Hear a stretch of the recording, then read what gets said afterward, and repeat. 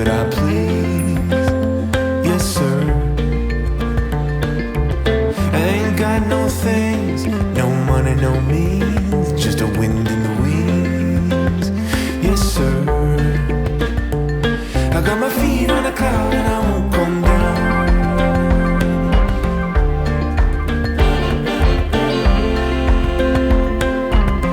No, I won't come down.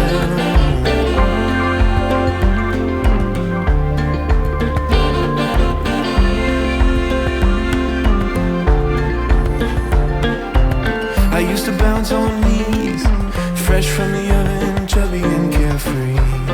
I had a mind at ease. Now I oversee the trees, birds. Yes, welcome guys, and so this is how we prepare the cassava. It's now ready, and we are proceeding to wash it so that we can remove the mud part from it, and then we are going to use a sharp knife or a potato peeler to just scrub off the shiny or the slimy part on it, and then it will be ready for boiling. To boil this, I used my pressure cooker, but feel free to use any other pot you have. Just ensure that it cooks to soft, but it does not mash up, because for this purpose we are making a fried cassava recipe. So after a few minutes I'll be done, and I will proceed to show you what you have, what we are going to do next.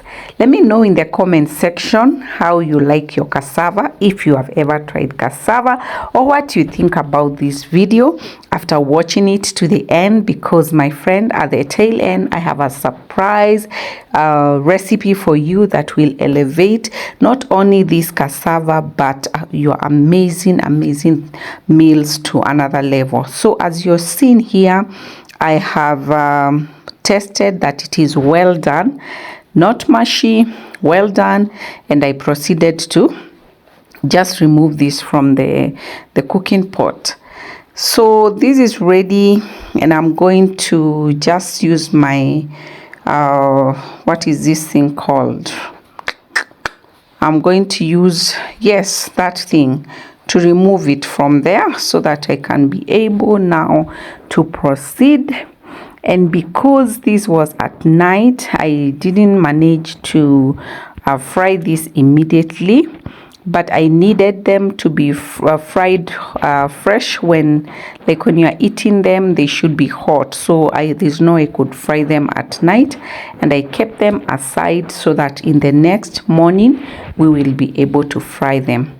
The next day, which was actually a day after, because I ended up leaving this in the fridge, I took it out, and the next thing after boiling, please note, you remove this stringy part from the cassava completely. This part is actually known to be poisonous, and if you don't remove it, you are going to have trouble with your stomach, and that's why maybe people misconceive cassava to be poisonous. It's just that stringy part. If you remove it well, and especially after the cassava has cooked, you're not going to have any issues. So the next step is just to fry, of course, after cutting your cassava into your desired shapes. I cut mine big because I felt like the thin pieces make the cassava dry out a lot from the inside, and yet I still wanted them to be crunchy, and I chose to go with the bigger sizes, as you will see this. Feel free to make it like a chips, to make it wider like mine. It's your choice. Beast and the man and his empty deals. I see everything. I got my feet on a cloud and I won't come down.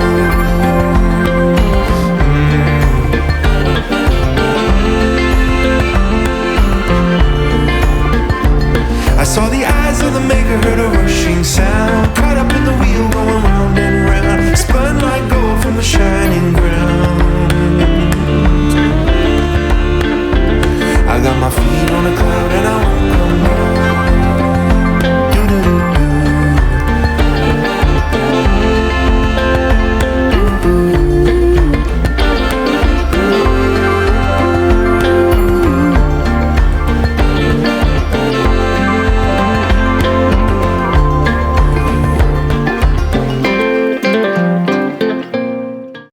after the cassava is done, I am going to just show you quickly a seasoned salt recipe.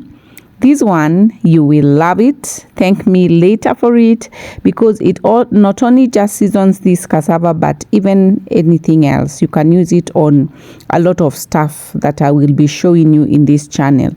So we are going to measure out the ingredients. I'm taking out 4 tablespoons of salt. This is just normal table salt, which is what we are going to season out. And we are going to take 2 tablespoons of black pepper. And you will notice that I'm using this big container because we need space to shake it once it is done. Then we are going to have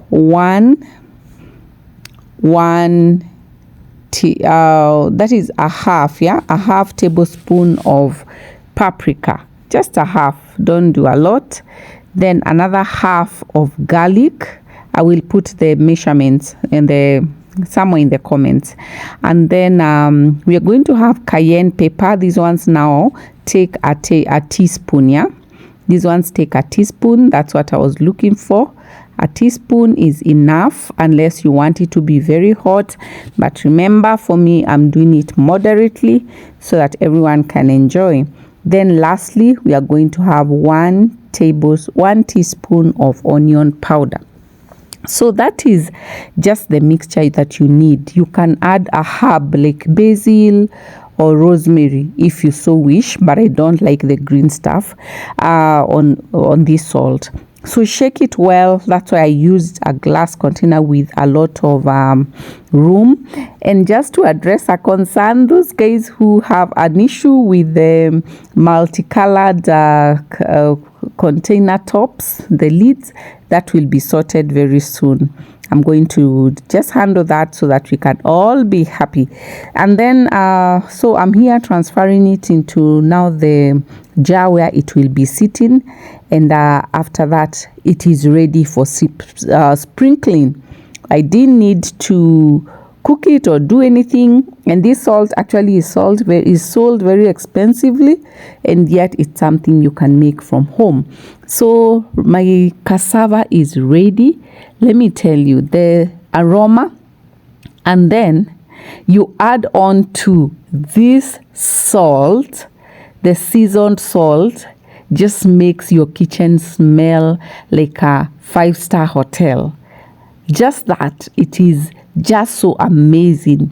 I took mine with black tea and I wondered why I didn't fry the whole batch. It was amazing. Amazing. Thank you for watching.